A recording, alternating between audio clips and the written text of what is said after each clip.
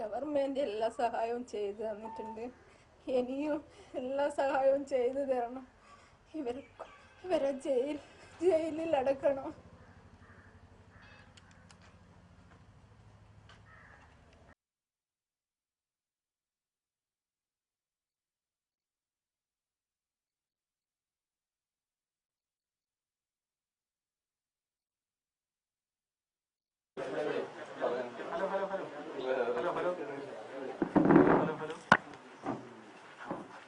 ഇല്ല, എനിക്ക് ഒരു ഒറ്റ കാര്യം മാത്രമേ പറയാനുള്ളൂ. ഇവിടെ ഇരുന്ന് വലിയ പത്രസമ്മേളനം നടത്തേണ്ട ഒന്നുമില്ല.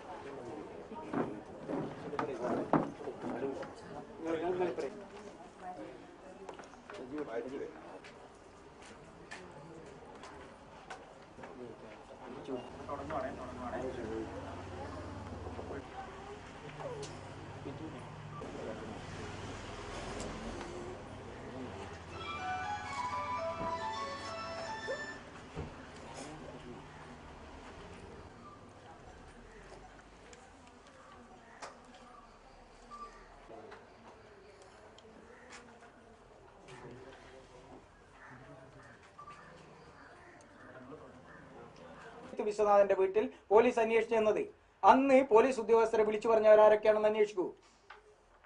ഇത് വലിയ രീതിയിലുള്ള നിങ്ങൾ കാണുന്നല്ല, വലിയ പുറമോടി ഇട്ടുകൊണ്ട് വലിയ സംഭവം സംസാരിക്കുകയും അതോടൊപ്പം തന്നെ പ്രതികളെ സഹായിക്കുകയും ചെയ്യുന്ന ഒരു സമീപനം ഉണ്ടായിട്ടുണ്ട്.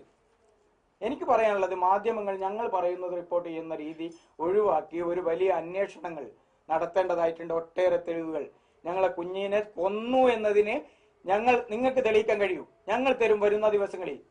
ജിഷ്ണുവിനെ കൊന്നതാണ് എന്നതിനുള്ള വ്യക്തമായ തെളിവുകൾ വരും ദിവസങ്ങളിൽ ഞങ്ങൾ തരും.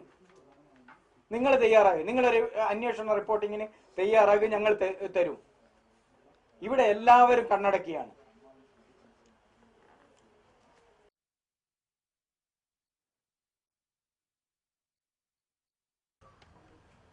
ഇന്ന് ഹൈക്കോടതിയുടെ വിധിക്കെതിരെ സർക്കാർ സുപ്രീം കോടതിയെ സമീപിക്കണമെന്നാണ് ഞങ്ങൾ ആവശ്യപ്പെടുന്നത്.